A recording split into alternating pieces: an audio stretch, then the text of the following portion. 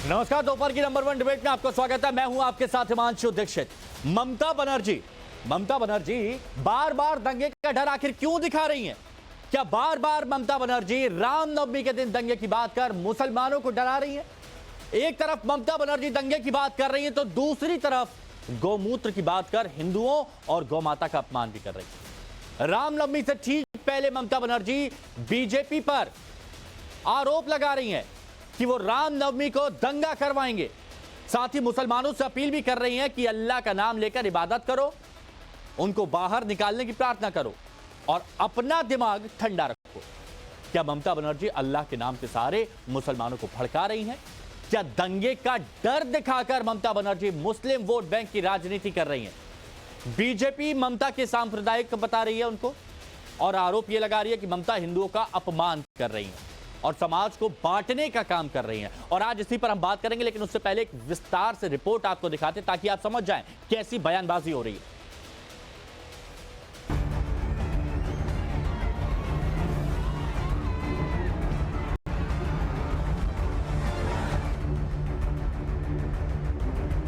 আমি সংখ্যালঘু ভাই বোনদের বলবো, যদি দেখেন স্লোগান দিচ্ছে 17 তারিখ ওটা ওদের দাঙ্গা করার দিন, লিখে দেবে সকালবেলায় চা খাও, চায়ের সাথে গোমূত্র খাও। আপনি কি খাবেন? লিখে দেবে দুপুরবেলায় কি খাবে, গোবরের সাথে কিছু মিশিয়ে খাও। অলিগড়ি মে সোর হ্যায়, বিজেপি চোর হ্যায়, জনগণের গর্জন বিজেপির বিসর্জন। लोकसभा चुनाव के पहले चरण में सिर्फ 2 दिन का वक्त बचा है। उससे पहले पश्चिम बंगाल में बीजेपी और ममता बनर्जी आमने सामने हैं। ममता बनर्जी हर बार बीजेपी पर प्रहार कर रही हैं, बार बार बीजेपी पर दंगा कराने की साजिश का आरोप लगा रही हैं। रामनवमी से 2 दिन पहले कूच बिहार की रैली में ममता बनर्जी ने एक बार फिर से बीजेपी पर दंगा कराने का आरोप लगाया। ममता मुसलमानों के बीच जाकर बीजेपी पर आरोप लगा रही हैं कि रामनवमी के दिन ये लोग दंगा कराएंगे। সংখ্যালঘু ভাই বোনদের বলবো, যদি দেখেন স্লোগান দিচ্ছে 17 তারিখ ওটা ওদের দাঙ্গা করার দিন, আমি মনে করি ওটা মানুষের সম্মানের দিন হোক, ঐক্যের দিন হোক। গালাগালি দিলেও মাথা ঠান্ডা করে আল্লাহর নামে প্রে করবেন, ওদের বিদায় চাইবেন, কিন্তু কেউ কোনো প্ররোচনায় পা দেবেন না। ममता यही नहीं रुकी। ममता ने बीजेपी पर पलटवार करते हुए कहा कि बीजेपी को सत्ता से नहीं हटाया गया तो वो ही तय करेगी कि आप क्या खाएंगे और आप कितना सोएंगे। আপনি কি খাবেন? লিখে দেবে সকালবেলায় চা খাও, চায়ের সাথে গোমূত্র খাও। আপনি কি খাবেন? লিখে দেবে দুপুরবেলায় কি খাবে, গোবরের সাথে কিছু মিশিয়ে খাও। সন্ধেবেলায় আপনি কি খাবেন সেটাও ওরা ঠিক করে দেবে। রাত্রিবেলায় আপনি ক ঘন্টা ঘুমোবেন সেটাও ওরা ঠিক করে দেবে। ममता बनर्जी ने बीजेपी को गुंडों की पार्टी कहा और ये भी कहा कि अब बीजेपी का विसर्जन तय है। তৃণমূল নাকি দুর্নীতিবাজ পার্টি। আমি আপনাকে বলি, আপনার party charity begins at home. আয়নায় নিজের মুখটা দেখুন আগে। আপনার পার্টি সবচেয়ে বড় ডাকাতের দল, মাফিয়ার দল, গুন্ডাদের দল। অলিগড়ি মে সোর হ্যায়, बीजेपी चोर है। हम लड़ेंगे, हम खेलेंगे, हम जिताएंगे। আমরা লড়বো, আমরা খেলবো, আমরা গড়বো, আমরা জিতবো। আর বিজেপি বিসর্জন, জনগণের গর্জন বিজেপির বিসর্জন, জনগণের গর্জন বিজেপির বিসর্জন, ছাত্র যুবর গর্জন বিজেপির বিসর্জন। ममता बनर्जी के बयान पर बीजेपी ने पलटवार किया। बीजेपी नेता अमित मालवीय ने ममता बनर्जी के बयान को सांप्रदायिक बताते हुए लिखा, बंगाल को हम बनाम वे में विभाजित करने और हिंदुओं को दोयम दर्जे का नागरिक बनाने के लिए बंगाल के मुख्यमंत्री को शर्म आनी चाहिए। देखिए, जैसे ममता बनर्जी खुद को सोचती है, खुद है ऐसे ही लोगों को सोचती है। पूरे राज्य में ब्लू एंड व्हाइट कलर के अलावा कोई सरकारी बिल्डिंग आपको नहीं दिखेगा। जो आदमी इतना सन की जैसा मतलब व्यवहार करे कि एक मुख्यमंत्री होकर कि एक ही कलर में सारे बिल्डिंग होनी चाहिए, क्योंकि वो पहले साड़ी जो पहनती थी उसमें वो कलर थी, तो वही ऐसी बात कर सकता है। ये पहला मौका नहीं है जब ममता बनर्जी ने दंगे की बात की हो। इसी महीने में ममता बनर्जी का ये तीसरा बयान है जब वो रामनवमी के दिन दंगे की बात कर रही हैं। इससे पहले ईद के मौके पर भी ममता ने बीजेपी पर दंगा कराने का आरोप लगाया था। सवाल ये, ममता बनर्जी को कैसे पता कि बीजेपी दंगा कराने वाली है? ममता बनर्जी क्या दंगे के नाम पर मुसलमानों को डराने का काम कर रही हैं? सवाल है, क्या दंगे की सियासत कर ममता मुसलमान वोट को अपने पाले में लाना चाहती हैं? Bureau report, Times Now of Bharat. Mamata Didi, Paschim Bengal की मुख्यमंत्री ममता दीदी, क्या हो गया है उनको? क्यों इस तरह की बयानबाजी दी जा रही है? क्यों बार बार दंगा दंगा दंगा की रट लगा रही हैं, वो भी रामनवमी के दिन पर? इस पर हम बात करेंगे। कुछ मेहमान हमारे साथ जुड़े हैं, उनसे हम आपको मिलवाते हैं। हमारे साथ बीजेपी की प्रवक्ता प्रियंका टेबरेवाल जी मौजूद हैं, हमारे साथ एसके दत्ता जी राजनीतिक विश्लेषक भी मौजूद हैं, नीरज राय साहब राजनीतिक विश्लेषक है हमारे साथ में, रोशनी कुमार जायसवाल जी कांग्रेस की तरफ से, और हाफिज नूर अहमद अजहरी साहब इस्लामिक स्कॉलर हमारे साथ में जुड़े हुए हैं। आप सभी का बहुत बहुत स्वागत है। प्रियंका जी, क्या हो गया जरा ममता दीदी को बताइए आप, क्योंकि आप बंगाल को भी अच्छे से समझ सकती हैं। जब भी मंच पर जाती हैं दंगा दंगा दंगा, रामनवमी पे दंगा, वो आएंगे दंगा करवाएंगे, ये हो क्या रहा है? देखिए, आप सभी को यहाँ जितने भी लोग उपस्थित हैं, चैत्र नवरात्रि में ये आज महाअष्टमी के दिन मेरा राम राम आप सभी को। मेरे राम राम कहने पे मैं ऐसा समझती हूँ कि आप किसी को भी ऐसा नहीं लगा होगा कि मैंने गाली दे दी है किसी को। क्या आप में से किसी को अगर ऐसा लगता है तो मुझे जरूर बताएं। देखिए, ममता बनर्जी को जरूर ऐसा ही लगता है, जबकि आप सब जानते हैं कि हमारे जो भारत की राजनीति है, हम संविधान के हिसाब से चलते हैं और हमारी जो राजनीति है वो संविधान में उसी ढांचे में डली हुई है। मगर ममता बनर्जी बिल्कुल इसके विपरीत चलती हैं। संविधान को वो कुछ नहीं समझती। संविधान हमारा कहता है कि हर धर्म, हर जात, सबका जो है बराबरी का सम्मान होना चाहिए और सबके राइट्स इक्वल होने चाहिए। लेकिन यहाँ पश्चिम बंगाल में कुछ और ही रंग है। जब ईद के माहौल में वो स्टेज पर जाती हैं तो कहती हैं वे, यानी कि हम हिंदू दंगा करते हैं। वो कहती है हिंदू आएंगे आपके दरवाजे पर गाली गलौज करेंगे, तो आप जो है मतलब बेकाबू मत हो जाइएगा। और हमारी गाली गलौज क्या है उनके हिसाब से? क्योंकि हम रामनवमी में राम के नाम का जयकारा लगाते हैं, हम राम राम कहते हैं, जय श्री राम कहते हैं, वो उनको गाली लगती है। देखिए, इसका पूरा सबूत है। आप वीडियो देख लीजिए, कुछ ऐसे वीडियो थे, ममता बनर्जी गुजर रही है, पीछे से लोगों ने जय श्री राम कह दिया, वो गाड़ी से उतर करके बेकाबू हो गई और कहा मुझे गाली देते हो, मुझे गाली देते हो। यानी अब देखिए, हम ये हनुमान चालीसा में ये भी कहते हैं भूत प्रसाद निकट नहीं आवे, महावीर जब नाम सुनावे।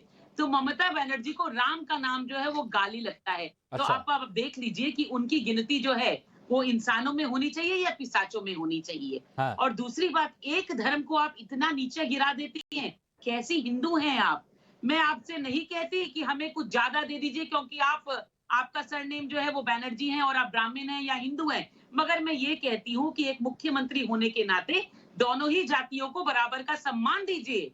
क्यों उनमें दंगा लगवाना चाहती हैं? क्यों उनको भड़काना चाहती हैं? इतनी ईद की नमाज हुई, मुझे पूरे देश में एक ईद की नमाज के दिन आप बताइए कि किसी हिंदू ने बोतलें फेंकी है या पत्थर मारे हैं या पथराव किया। देखिए, सब शांति से रहते हैं, हम तो यही कहेंगे कि सब शांति का परिचय यहाँ पर देते हैं। और देखिए, नवदुर्गे चल रहा है और यहाँ पर महिला शक्ति को सब लोग नमन करते हैं। आप देखिए, प्रियंका जी भी हैं, ममता दीदी की बात की जा रही है और रोशनी कौशल जायसवाल जी भी हमारे साथ में मौजूद हैं। तो रोशनी जी, आप बताइए, आपका एक्सपीरियंस क्या कहता है कि किस तरह की पॉलिटिक्स बंगाल में हो रही है और ममता दीदी को बार बार इस तरह के बयानों का इस्तेमाल क्यों करना पड़ रहा है?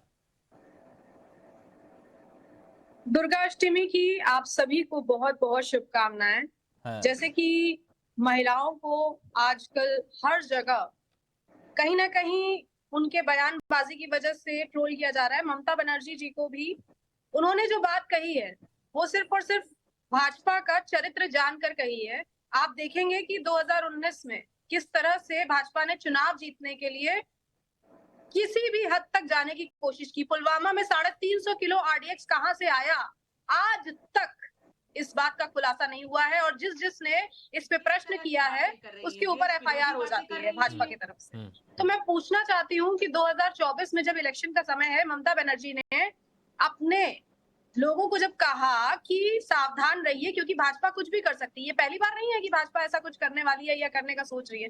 भाजपा से सबको डर लगता है। मुझे ये बात बताइए रोशनी जी, आपकी जो सोच है, आपकी जो सोच है वो बंगाल कांग्रेस की सोच से अलग कैसी है? आपकी जो सोच है बंगाल कांग्रेस की सोच से अलग कैसी? और थोड़ा सा यहाँ पर एक बात थोड़ी सी क्लियर कर दीजिए कि जो आप लोगों का गठबंधन है जिसमें ममता बनर्जी भी हैं, वो देखिए बंगाल में तो काम कर नहीं रहा। बंगाल में कांग्रेस अलग लड़ रही है ना, टीएमसी अलग लड़ रही है।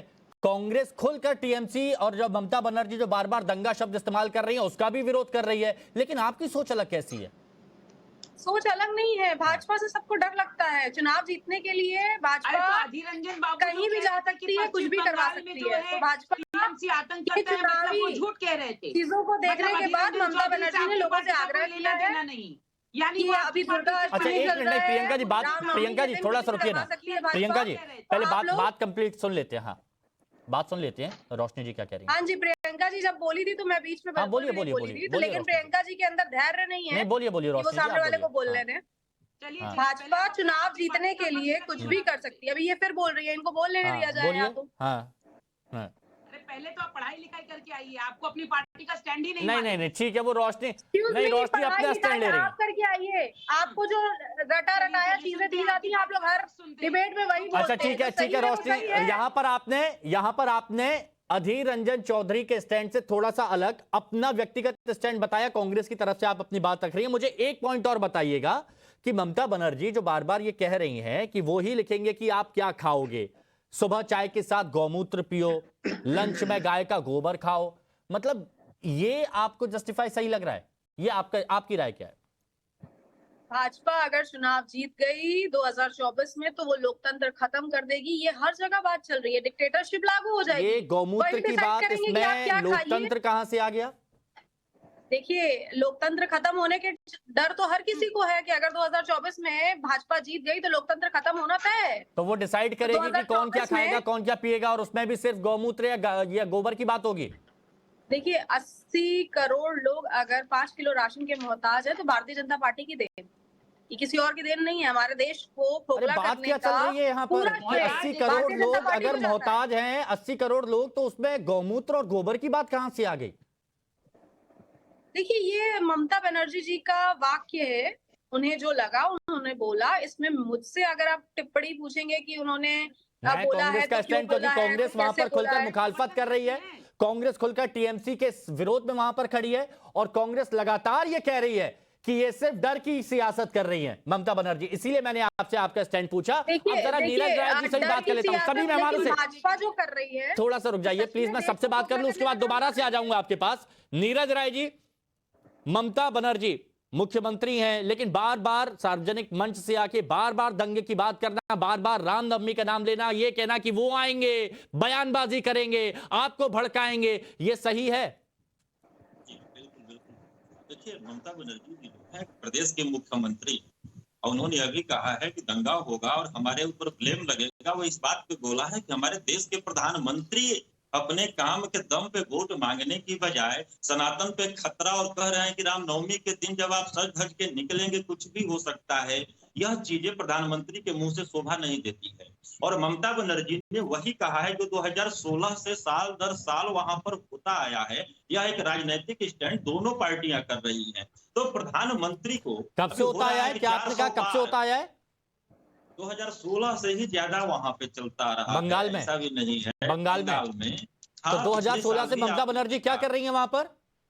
हाँ बिल्कुल, जब देश का प्रधानमंत्री ही धर्म के आड़ में वोट मांग रहा है, लोकतंत्र संविधान नहीं, से चलता है, धर्म से नहीं चलता है। ये ममता बनर्जी- मुझे नीरज राय जी, मुझे बस एक बात ये बता दीजिए, इस बयान का मतलब क्या है कि 17 इस तारीख बयान को का- ये लोग स्लोगन देते हैं, वो जी। उनका दंगा करने का दिन है। रामनवमी पर अगर कोई सड़क पर आ रहा है जवाब दे रहा हूं, तो वो जवाब। दंगा इसका करने का जवाब- दिन है रामनवमी।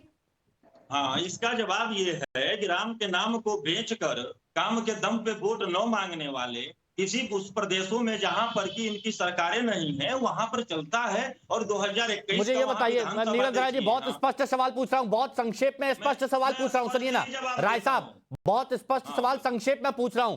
रामनवमी के दिन मान लीजिए आप बंगाल में हैं, आप पूजा करने के लिए मंदिर में गए हैं, आप वहां पर शोभा यात्रा में अगर शामिल हो गए या फिर कहीं पर भी, तो क्या आप दंगाई की कैटेगरी में आ गए? गजब हाल है। यह सवाल तो मोदी जी से पूछना चाहिए। अरे मैं आपसे पूछ रहा हूं, मेरे को बताइए ना। आप जब डिफेंड कर रहे हैं तो मैं आपसे पूछूंगा ना, कर रहा हूं, बता क्या रहा हूं, वहां पर कौन राम है भक्त दंगाई की कैटेगरी में आ जाएंगे? राम भक्त का निर्धारण भारतीय जनता पार्टी करेगी कि आम जनता करेगी? कट्टा लेकर और बंदूक लेकर तो ममता भारतीय बनर्जी जनता करेंगी? पार्टी कार्यकर्ता हो। ममता बनर्जी वहां करेंगी के कि ला- कौन दंगाई है? ला- ममता बनर्जी बिल्कुल, करेंगी? लॉ एंड ऑर्डर की जिम्मेदारी प्रदेश की सरकार की होती तो है। आप भारतीय पुलिस से जनता बात करिए। पार्टी आरोप भी रहे। आप मुस्लिम मंच आरोप भी पर, रहे। आप ये बात कहते हैं, मुस्लिम मंच पर जहां पर मुसलमान लोग हैं बहुतायत में, मुस्लिम भाई हैं। मेरे को एक बात बताइए, मुस्लिम भाई हैं, ईद वाले दिन उनसे अमन की बात करते, उनसे शांति की बात करते, लेकिन मुस्लिम भाइयों के बारे में बार बार ये बात बोलना कि वो आएंगे दंगा करने 17 तारीख को, ये क्या मतलब है? अजहरी साहब, क्या ये डर दिखाने की कोशिश है? प्रधानमंत्री जी की बात बताऊं क्या, कल का क्या बोले? अजहरी साहब, क्या ये डर दिखाने की कोशिश है? एक बात सुन लीजिए, ध्यान से लीजिए। बताइए। ममता बनर्जी बंगाल के राजकीय खुद में मुख्यमंत्री हैं और वो उनके पास उनकी LIU है, उनके पास उनका भी खुफिया विभाग है, सरकारी खुफिया विभाग है, तो उससे जानकारी मिली होगी उन्होंने कहा है लोगों को, अगर लोगों को समझाया है तो इसमें आप परेशान क्यों हो रहे हैं? नरेंद्र मोदी जी तो रोज अपनी तकरीरों में बहुत सारे ऐसे बयान देते हैं जो प्रधानमंत्री की जबान से निकलते हुए हमें हैरत होती है कि वजीर आजम की कुर्सी पर बैठा हुआ शख्स इसमें आपको तुष्टीकरण नजर नहीं आता अजहरी साहब? इतने छोटे अल्फाज बोल रहा है अजहरी साहब, इसमें आपको तुष्टीकरण कहीं नजर नहीं आता कि मुसलमानों से ये बात नहीं करना कि मुसलमानों की तरक्की कैसे होगी? मुसलमानों को देख के दंगे वाली बात क्यों हो जाती है? सुन ले, तुष्टीकरण हमें उसमें भी नजर आता है। मुसलमानों को देख के दंगे वाली बात क्यों करती है ममता बनर्जी? विधानसभा में खड़े होकर के मुसलमानों को महाभारत की धमकी देते हैं, उसमें भी आता है, हमें नजर आता है, तुष्टीकरण नजर आता है। दूसरी बात, अभी भारतीय जनता पार्टी की प्रवक्ता ईद की कर रही थी बात। मुझे ये बताइए, आप एग्जाम्पल कुछ और देते तो समझ में आता, आप एग्जाम्पल कुछ और देते तो समझ में आता, लेकिन गौमूत्र पिएंगे, गोबर खाएंगे, ये गाय से जोड़ने की कोशिश, ये तुष्टीकरण की बात नहीं है क्या? ये मैं आपसे जानना चाह रहा हूं। आप अमन की बात करिए, आप तरक्की की बात करिए, शिक्षा की बात करिए, रोजगार की बात करिए। जो पार्टी राम मंदिर प्राण प्रतिष्ठा की मार्केटिंग कर रही हो, जो पार्टी अपने धर्म की मार्केटिंग कर रही हो, जो पार्टी धर्म के नाम पर पूरे देश में वोट मांग रही हो, उस पार्टी से कुछ भी संभव हो सकता है। वो राजनीति में अपने पैर मजबूती से रखने के लिए कुछ भी कर सकती है। अरे सुनिए, अभी आप ईद की आप कर रही थी बात, पूरे भारत का एक भी मुसलमान दिखाए जो ईद के दिन किसी मंदिर के सामने मुजरा करने के लिए गया हो? दिखाए आपके कोई भी मुसलमान किसी मंदिर के सामने हथियार लेकर के गया हो? ये आप लोग करते हैं। रामनवमी के जुलूस में मुसलमानों को हथियार दिखाने का मतलब क्या है? एक मिनट, ये अजहरी साहब सुनिए, अजहरी साहब, एक जिम्मेदार चैनल पर यह बात आप नहीं कहेंगे कि यहाँ पर जो हिंदू आते हैं वो मुसलमानों को तलवार दिखाते हैं, हथियार दिखाते हैं मस्जिदों के सामने? आप ये बात बोल रहे हैं? रामनवमी के जुलूस में कैसी बातें कर रहे हैं? अगर इधर से भी कोई बात आ जाए जिसने बोला कि यहाँ पर ये मंच तुष्टीकरण का नहीं है, ये मंच तुष्टीकरण का नहीं है, पर केंद्रित है, ये मंच तुष्टीकरण का नहीं है। के अलावा गलत घटिया नारे क्यों लगाए जाते हैं? कैसी बातें आप कर रहे हैं यहाँ पर? यही दिक्कत है, यहाँ पर शांति की बात हो रही है, आप लोग फिर से वही बात कर रहे हैं जो ममता दीदी वहां कर रही हैं, आप यहाँ पर वो कर रहे हैं। शुभ्र कमल दत्ता, ये क्या है, क्यों है ये अचानक दीदी का पारा इतना हाई क्यों हो गया कि बार बार दंगा दंगा दंगा दंगा दंगा दंगा कर रही हैं? सबसे पहले दुर्गा महाअष्टमी का सबको बधाई देता हूं और रामनवमी का भी बधाई देता हूं। जय मां दुर्गा, जय श्री राम बोल के अपनी बात रखता हूं। ममता दीदी के लिए और TMC के लिए और बाकी लोगों के लिए मार्कंडेय पुराण का एक श्लोक से ही शुरू करता हूं, जो माँ दुर्गा ने भगवान राम को कहा था जब भगवान राम ने माँ दुर्गा की स्तुति की थी। अकाल में बंधन क्यों किए हो प्रभु श्री राम, बताओ क्या वर दूं मैं तुम्हें प्रभु श्री राम। तो यहाँ पे एक ऐतिहासिक संबंध है माँ दुर्गा और भगवान राम का, और ममता दीदी को तो भगवान राम से चीर होती है। ममता दीदी ने कहा गौमूत्र और गोबर के बारे में। अरे ममता दीदी, हम लोग जब दुर्गा पूजा करते हैं ना, माँ दुर्गा की जो चरण मित्र होता है ना, जो जो होली वाटर होता है उस पे गोमूत्र भी होता है और गोबर का अंश भी होता है। शायद ममता दीदी को ये बात पता नहीं है। ममता दीदी को इस बात से चिढ़ होती है क्योंकि ममता दीदी के लिए ये लोग तो है और सवाल बोलो दूधेल गाय, ये मेरे दूधेल गाय है, दूधेल गाय के लिए तो मैं कुछ भी करूंगा। रोहिंगा जाएगी मेरे लाश के ऊपर से, रोहिंगा जाबे हमारे लाशेर ऊपर। नहीं दत्ता साहब, ये ऐसी सियासत इस वक्त क्यों हो रही है, मुझे ये बताइए, क्योंकि ये मैं नहीं चाहता कि इस तरह की कोई बयानबाजी हो जो कहीं से आपत्तिजनक हो या फिर कहीं तुष्टीकरण की बात यहां पर की जाए, लेकिन ऐसा हो क्यों रहा है? नहीं, ममता दीदी के बयानों को मैं बता रहा हूँ, सार्वजनिक कर रहा हूँ। ममता दीदी ने बोली थी कि रोहिंगा जाबे हमारे लाशेर ऊपर दिए, यानी कि रोहिंगा जाएंगे मेरे लाश के ऊपर से। थोड़ा जय श्री राम बोलছিস तो चामड़ा छिड़े देबो, तुम लोग जय श्री राम बोल रहे हो, तुम्हारे चामड़ा को मैं उखाड़ के रख दूंगी। ये तो ममता दीदी के बयान रही है। ये सब, ये मेरे दूधेल गाय है, दूधेल गाय के लिए तो मैं करूंगी, ये तो ममता दीदी के बयान है। शुरू से लेके आज तक ममता दीदी ने बंगाल में तुष्टीकरण के सिवा और क्या की है? सिर्फ तुष्टीकरण और भ्रष्टाचार की जननी है ममता दीदी। हाँ, राय साहब बताइए, राय साहब बताइए। रंजन चौधरी क्या बोलते हैं ममता दीदी के बारे में? राक्षसी है, डाइन है। नहीं, रुकिए, राय साहब से मैं प्रतिक्रिया ले लेता हूँ। राय साहब बताइए। अब थोड़ा सा छोटा प्रतिक्रिया हिमांशु भाई ये है कि आदि शक्ति का नवरात्रि चल रहा है, आदि शक्ति का जाप हो रहा है, लेकिन हमारे देश की आदि शक्ति आधा आबादी पे नीतीश कुमार ने क्या क्या अनर्गल प्रलाप किया, उसको लेके ये सरकार बनाने के लिए जूझ रहे हैं लोग, और बात आदि शक्ति की करते हैं। मतलब कि यही हाल है कि मुंह में राम बगल में छोरी पाएंगे, मौका मारेंगे तुरंत। प्रॉब्लम होती है क्या? ये बताइए। आदि शक्ति की बात करने में प्रॉब्लम होती है? अरे हमको प्रॉब्लम, आपके मुंह में बवासीर है क्या? आपके मुंह में बवासीर है? कैसी बातें कर रहे हैं आप? राय साहब कैसी बातें कर रहे हैं? कैसी बातें कर रहे हैं? मतलब मुझे एक बात बताइए, आप लोग जब जुबान खोलते हैं तो ऐसे ही शब्द निकलते हैं क्या? आदि शक्ति की बात करते हैं लोग, आदि शक्ति की बात करते हैं। नीतीश कुमार ने क्या बोला बिहार के सदन के अंदर, और उनको लेकर क्या करते हैं? रही बात, परेशानी होती है आदि शक्ति की बात से, आपको परेशानी होती है भगवान श्री राम के बात करने से, आपको परेशानी होती है जय श्री राम बोलने से, आपको परेशानी होती है जय मां दुर्गा बोलने से। किस वजह से परेशानी होती है? इसलिए परेशानी होती है क्योंकि टोपी की राजनीति करते हैं आप लोग। अरे एक मिनट रुकिए प्रियंका जी, नहीं ऐसे बात ही नहीं हो पाएगी, मैं आऊंगा ही नहीं। अगर ऐसे बात करेंगे तो कोई मतलब ही नहीं, आ ही नहीं पाऊंगा। मेरे को ये बताइए प्रियंका जी, ये पारा जो बढ़ रहा है लगातार, ये शांत भी होगा कि नहीं होगा? ये 17 तारीख का जो माहौल अभी से बनाया जा रहा है, पहले तो जितने लोगों ने बोला उनकी थोड़ी थोड़ी बातों का मुझे जवाब देने दीजिए। देखिए, जहां कांग्रेस की बात हो रही थी तो उन्होंने कहा कि भाजपा जो है पश्चिम बंगाल में वायलेंस किए जा रहा है, भाजपा ही हमले करता है। तो यहाँ पर जो इनके लीडर है अधीर रंजन चौधरी, या तो वो कांग्रेस में नहीं या कांग्रेस की प्रवक्ता उनसे अलग होकर के कह रही थी, क्योंकि पोस्ट पोल वायलेंस जो यहाँ हुआ, संदेश खाली जो यहाँ हुआ, रामनवमी का हमला जो यहाँ हुआ, धूलागढ़, कालिया चौक, इन सब में जितने राइट्स हुए, सब में अधीर रंजन चौधरी का ये कहना था कि स्टेट सरकार जो है वो रिस्पॉन्सिबल है। लेकिन यहाँ पर जो प्रवक्ता बैठी हुई है वो अलग ही कुछ। दूसरी बात जो यहाँ पर एक और साहब बैठे हैं, उन्होंने अभी कहा कि ऐसा दंगे के लिए ममता बनर्जी ने क्या कह दिया। ममता बनर्जी ने जब गोबर से लेकर के बातें कही कि लोगों को गोबर खाना पड़ेगा, तो ये कह रहे हैं उसमें ऐसा कुछ क्या खराब हो गया? बेचने वालों से पहले बात हो जाने दीजिए, फिर मैं आपके पास आ जाऊंगा, रुक जाइए जरा। तो मेरा ये कहना है, अगर ऐसी कोई एक आप समझिए कि ये हो रही है, मीटिंग हो रही है, वहाँ कोई हिंदुओं का लीडर अगर जाके हिंदुओं को कह देता है कि अगर ये जीत गए तो आपको मांस खिलाएंगे, तो क्या ये भाषण भड़काऊ नहीं होगा? उसके लिए तो बहुत जन खड़े हो जाएंगे। तो पहले उसका जवाब दीजिए। ठीक है, ये कह रहे हैं कि भाजपा दंगा करती है। मैं आपको कहती हूँ, भाजपा शासित जितने भी राज्य हैं, आप मुझे उठा करके बोल दीजिए उस राज्य में किसी भी एक हाईकोर्ट ने कहा कि इस राज्य में जो है वो रूल ऑफ लॉ नहीं, रूलर्स लॉ चलता है।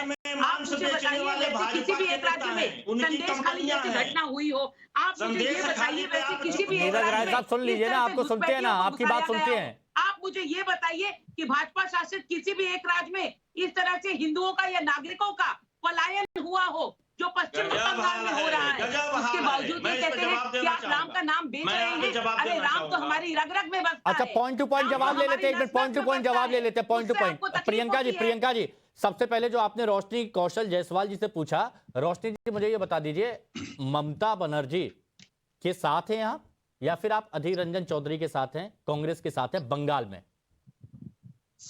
देखिए, बात यह है कि बंगाल में जिस तरह से ममता बनर्जी जी ने लोगों को ये आग्रह किया है कि अमन चैन शांति बनाए रखें, क्योंकि भाजपा का कोई भरोसा नहीं है कि भाजपा चुनाव जीतने के लिए कुछ भी कर सकती है, दंगे करवा सकती है, कुछ भी करा सकती है।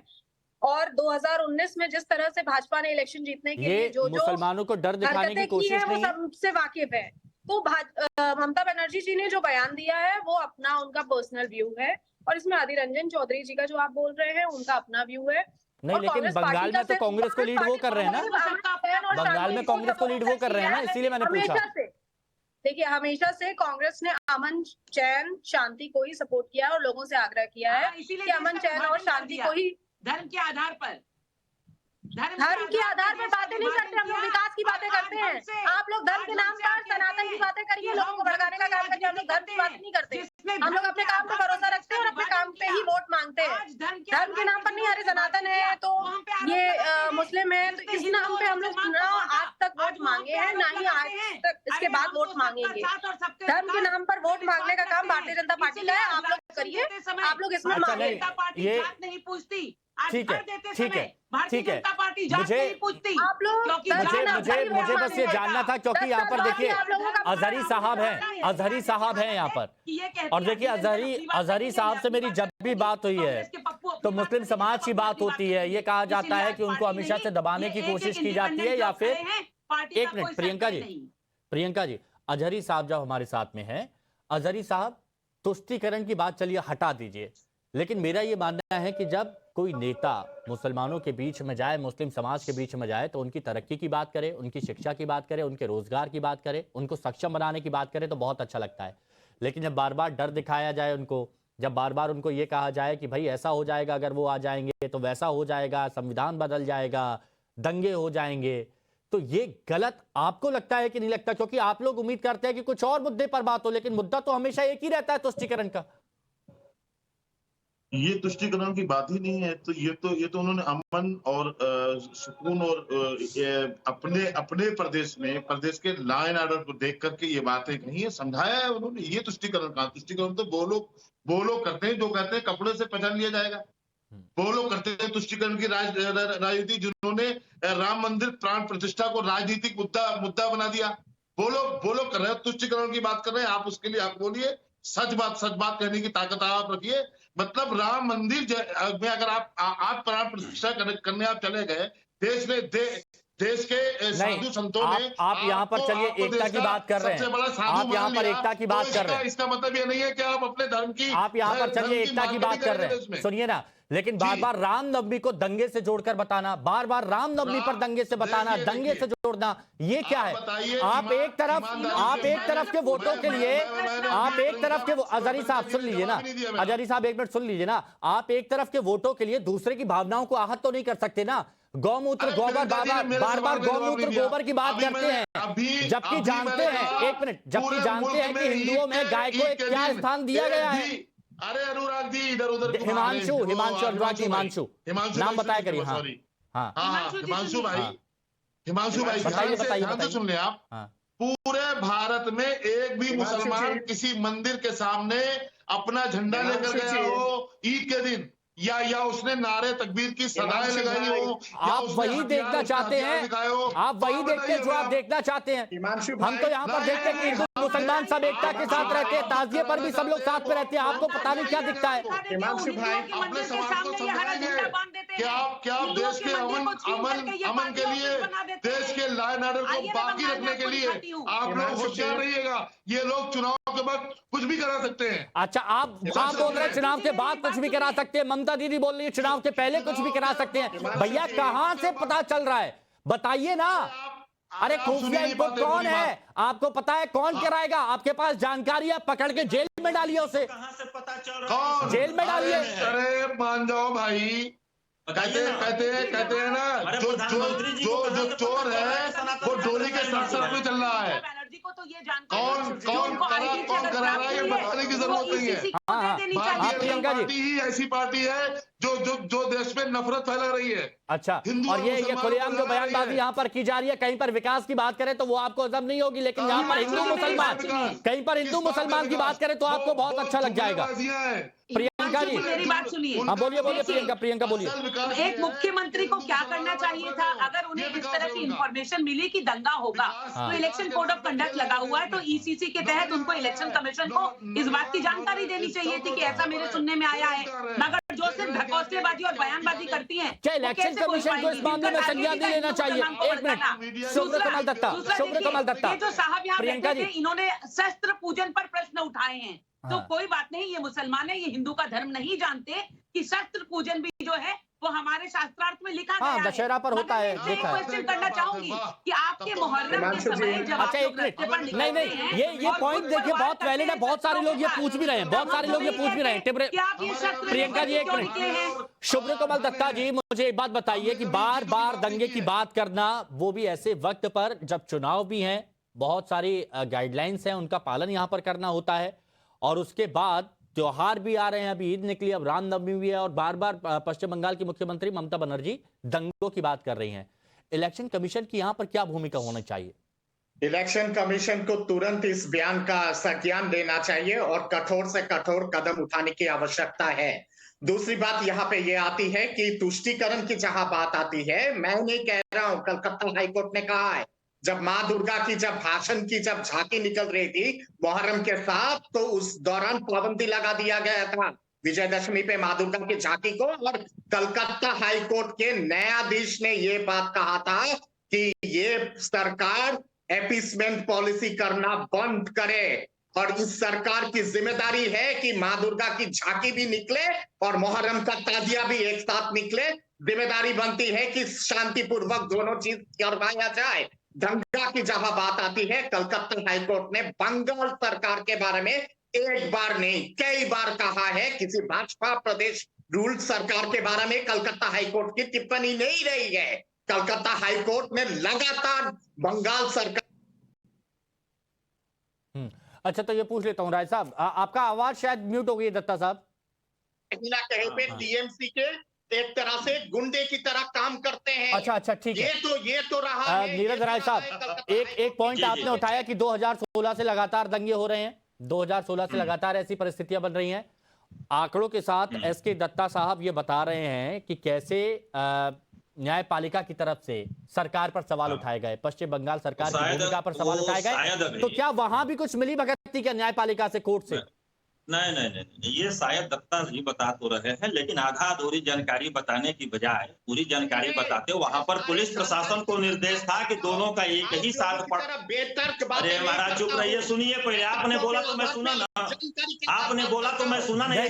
बीच में देखिए राय साहब, सीधा सवाल, जो न्यायपालिका की तरफ से कानून व्यवस्था को लेकर फटकार लगी, क्या वहां भी मिली भगत थी क्या, ये बताइए बस। अब सीधा सवाल आप सुन लीजिए, जवाब सुन लीजिए। हाँ, पूरा जवाब सुनिए। चुनाव चल रहा है, काम के नाम पे वोट मांगने की बजाय जो लोग राम मंदिर प्राण प्रतिष्ठा में महाप्रभाग शंकराचार्य को किनारे कर दिए थे, देखिए अब आप बोलेंगे बीच में टोका, नहीं, अब आप बोलेंगे बीच में टोका, अब आप बोलेंगे बीच में टोका, मेरी बात सुनिए, अब आप बोलेंगे बीच में टोका, मेरी बात सुनिए। अजहरी साहब भी सुनिए, नीरज राय साहब भी सुनिए।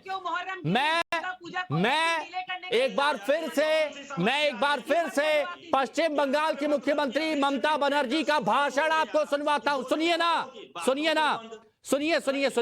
आपने अभी बोला नीरज राय साहब की काम की बजाय मंदिर मस्जिद की बात करते हैं।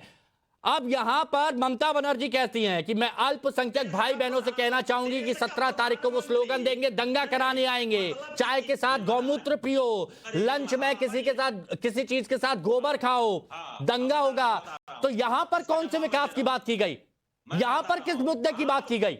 मैं बता रहा हूं मुद्दे की।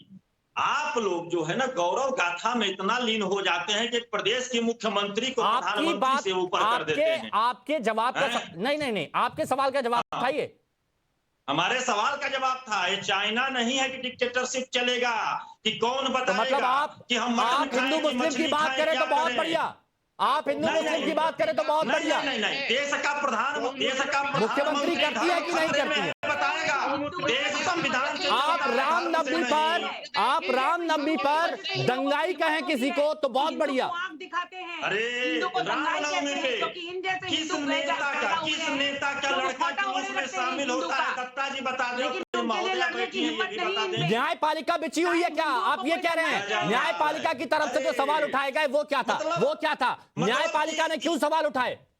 मतलब कि इतना न्यायपालिका ने सवाल क्यों उठाए? मैं ये बताइए ना राय साहब, नीरज राय साहब, इतना जो है नीरज राय साहब, धीरज रख के ये बता दीजिए न्यायपालिका ने क्यों सवाल उठाए बार बार? अरे भाई साहब, मैं वही सवाल जो पूछ रहे हैं वही बता रहा हूँ।